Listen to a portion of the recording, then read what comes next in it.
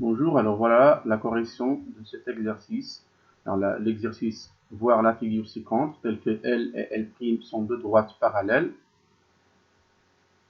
On doit calculer la mesure de l'angle EBC et par suite l'angle BAC. Alors pour le faire, je dois nécessairement justifier ma réponse. Alors comment je vais répondre? Alors je commence par déterminer la mesure de l'angle FEB. Alors, ou bien EBC.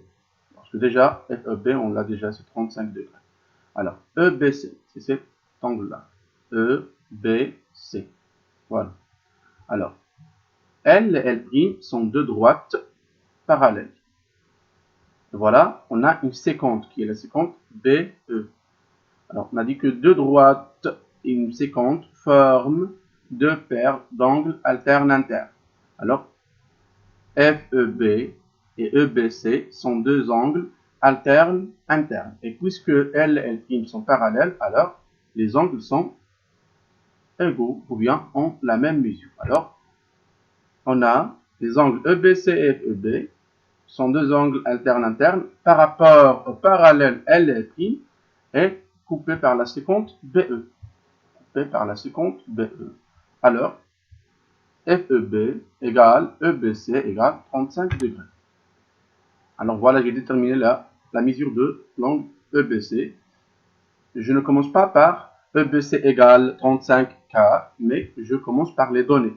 Alors voilà les données. Là, on a L et L' sont parallèles, là, c'est une donnée. EB, c'est une séquente, à partir de la figure. Et voilà la conclusion. Maintenant, je passe à déterminer la mesure de l'angle BAC. Alors, BAC, maintenant, je sais que cet angle est 35 degrés.